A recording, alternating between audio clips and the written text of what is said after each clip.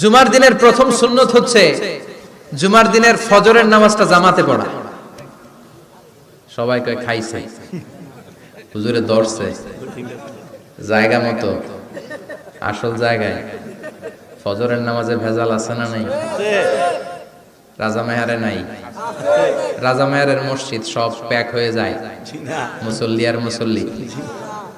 জুমার নামাজের প্রথম সুন্নত হচ্ছে ফজরের নামাজটা কি পড়া? জামাতে। আফদালুস সালাওয়াত ইনদাল্লাহি সালাতুল ফাজরি ফি ইয়াউমিল জুমআতি ফি জামাআহ। বিশ্বনবী বললেন জুমার নামাজের 15টা সুন্নত মুখস্থ রাখতে হবে। 1 নাম্বার সুন্নত ফজরের সালাত জামাতে পড়তে হবে। 2 নামাজ মুনাফিকদের কাছে সবচেয়ে কঠিন, একটা হচ্ছে ফজরের নামাজ আর একটা এশার নামাজ।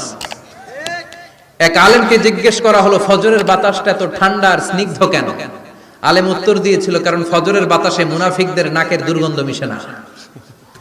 ফজরের বাতাসটা স্নিগ্ধ, ফজরের সময় আল্লাহওয়ালাদের আনাগোনা, মুসল্লিদের আনাগোনা, ইসলামের পক্ষের শক্তির আনাগোনা। চিল্লায় বলেন ঠিক কিনা? মসজিদে নববীতে জুমার নামাজের দৃশ্য আর ফজরের নামাজের দৃশ্য ছিল এক। বাংলাদেশে ফজরের নামাজের দৃশ্য আর জুমার নামাজের দৃশ্য এক নাকি? ফজরের নামাজের সময় মুসল্লি নাই, এক কাতার হয় না, আর জুমার নামাজে পাক্কা মুসল্লি দেরি করে গেলে বারান্দায়ও জায়গা পায় না।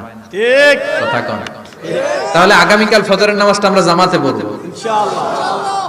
ইনশাআল্লাহ এত আসতে ইনশাআল্লাহ, আরো জোরে পড়েন ইনশাআল্লাহ। মনে থাকবে? ইমাম সাহেব কে মসজিদের? ইমাম কই? হাফেজ সাহেব কই? কালকে দেখবেন যে কি অবস্থা হয় ফজরের সময়। জুমার নামাজের মতো ভিড় হবে, আসা যাবে না। কথা কয় না? 2 নম্বর সুন্নাহ হচ্ছে আসওয়াক, মেসওয়াক করা। মাথরাতুন লিল ফাম মারদাতুন লির রাব। মেসওয়াক করলে দাঁত পরিষ্কার থাকে, আল্লাহ খুশি হয়ে যায়।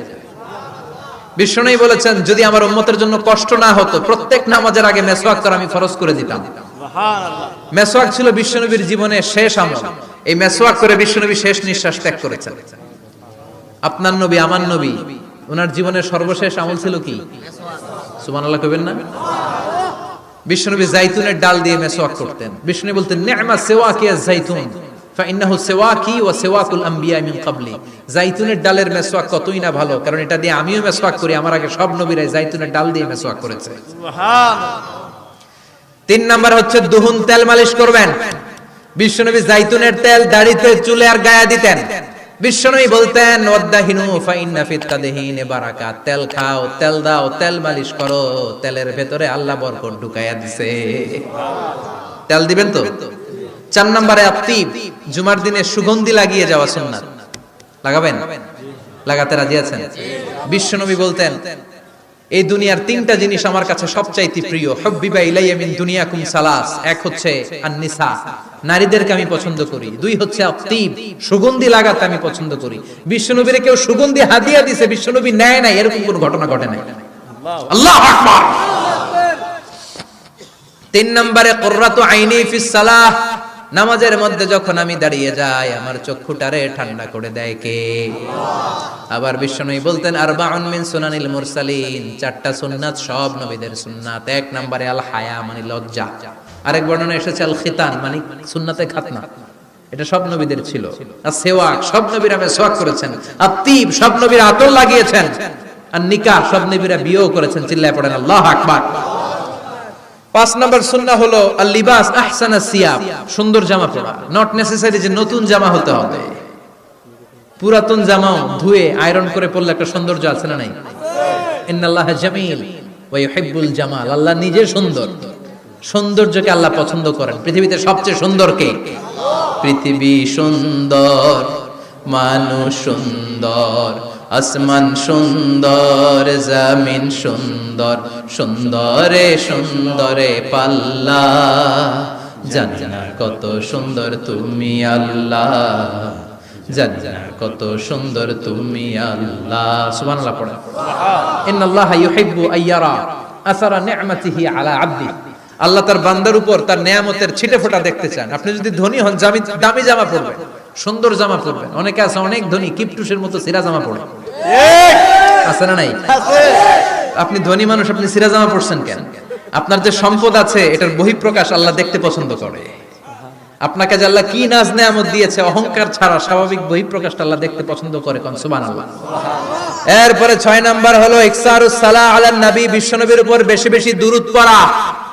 বিশ্বনবী বলতেন জুমার দিন শ্রেষ্ঠ দিন, এই দিন আমার উপর বেশি বেশি দুরূদ পড়ো। ফাইন্না সালাতাকুম মা'রুদাতুন আলাইয়া, কেননা তোমরা যে আমার উপর দুরূদ পড়ো, কিয়ামতের আমি মরে যাওয়ার পরে এই দুরূদগুলো কে পাঠিয়েছে তার নাম, তার বাবার নাম সহ ফেরেশতারা আমার কবরে দিয়ে আসে। সুবহানাল্লাহ।